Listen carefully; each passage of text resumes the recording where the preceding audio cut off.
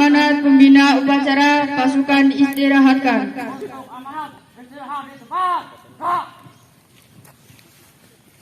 Assalamualaikum warahmatullahi wabarakatuh.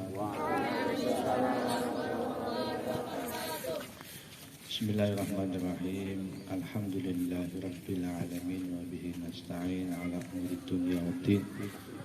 Wassalatu wassalamu ala asyrafil anbiya'i wal mursalin sayyidina wa habibina Muhammadin wa ala alihi wa sahbihi ajma'in.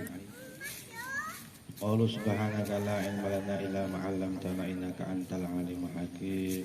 Qala Allah ta'ala rabbi shrah li sadri wa yassir li amri wa hlul 'uqdatam min lisani yafqahu qawli amma ba'd. Pada kesempatan pagi hari ini kita berkesempatan melaksanakan upacara kemerdekaan Indonesia yang kita laksanakan dengan hikmat.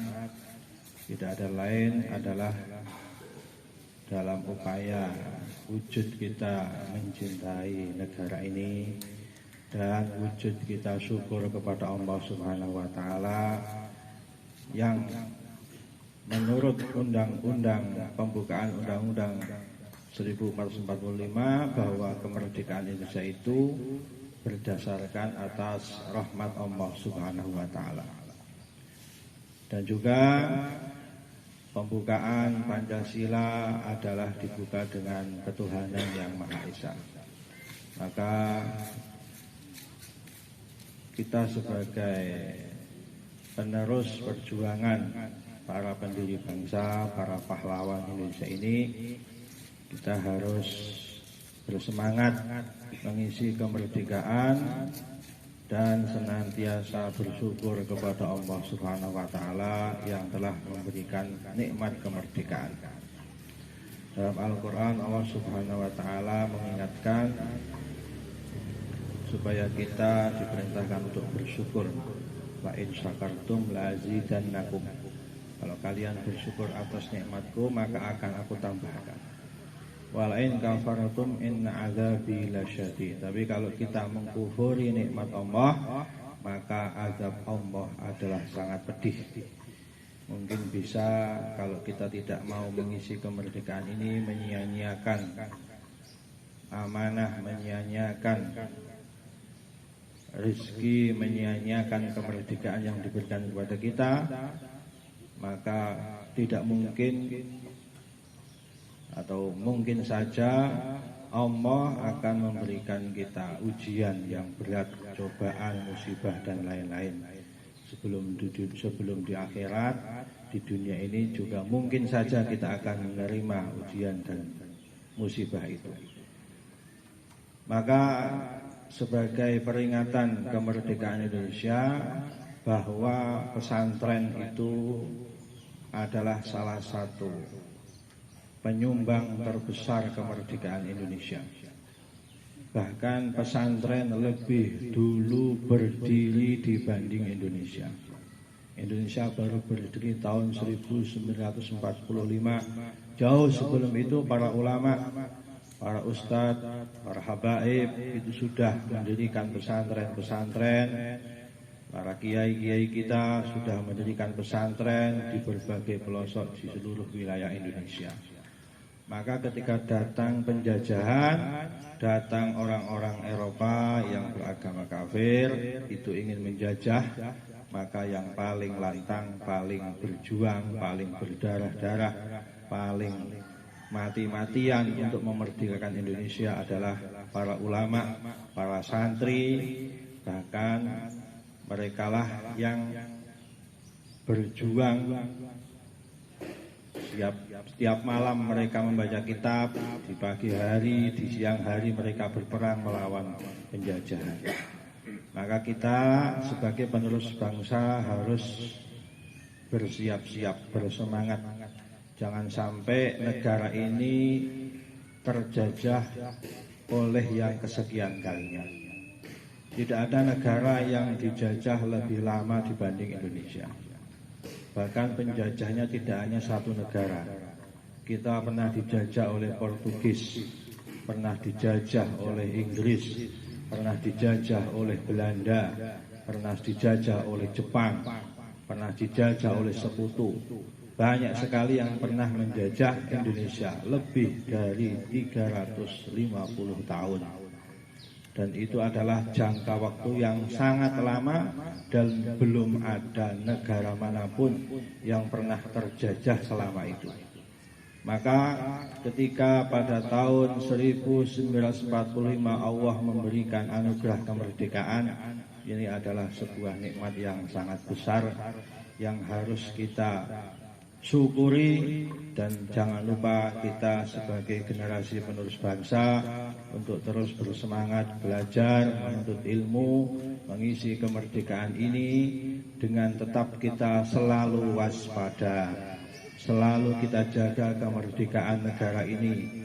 Jangan sampai terjajah untuk kesekian kalinya. Kita harus tidak pernah melupakan sejarah. Jangan pernah melupakan sejarah.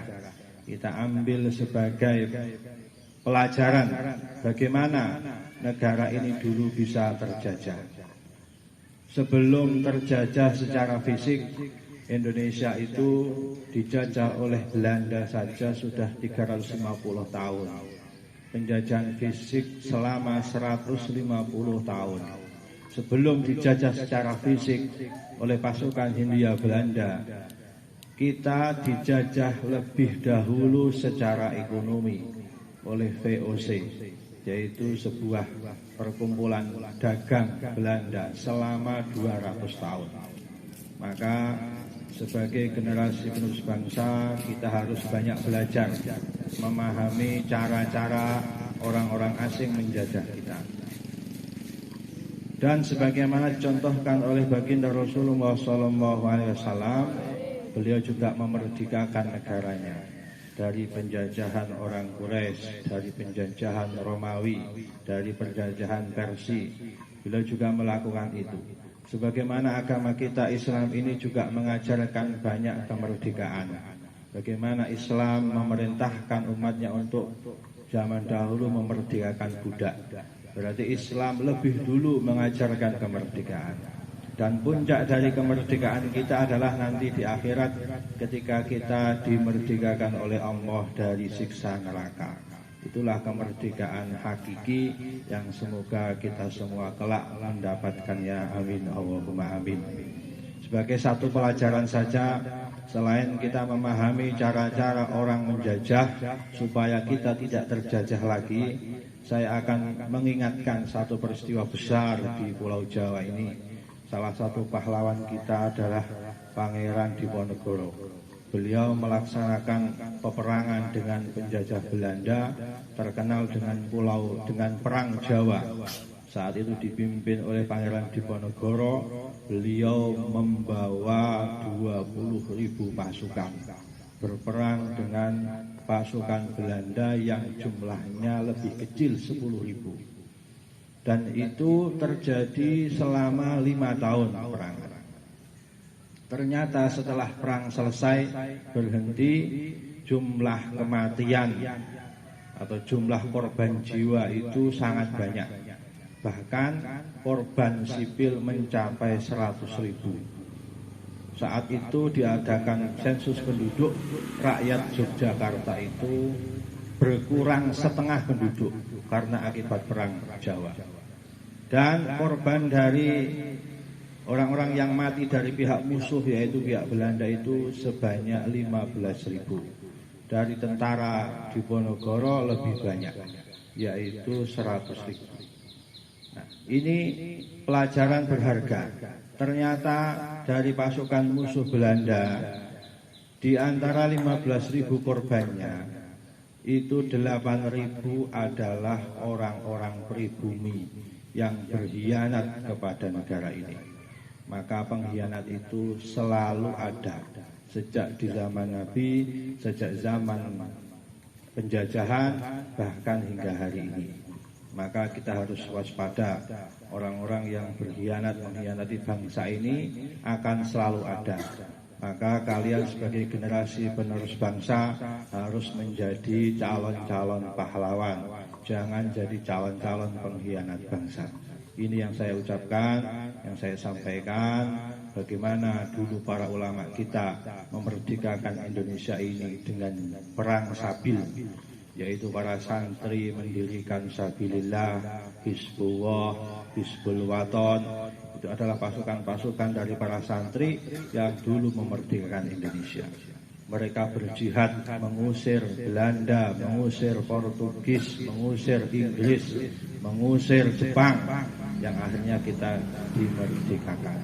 Maka sebagai penutup kita mengenang jasa para pahlawan, kita kirimkan Fatihah untuk mereka.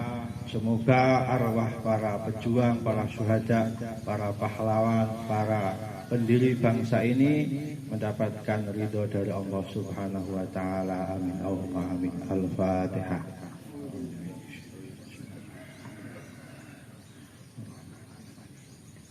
Iyyaka na'budu wa iyyaka nasta'in. Shiratal ladzina hadana wa huwa iyyakum ila siratil mustaqim wallahu muwaffiq ila thoriq. Assalamualaikum warahmatullahi wabarakatuh.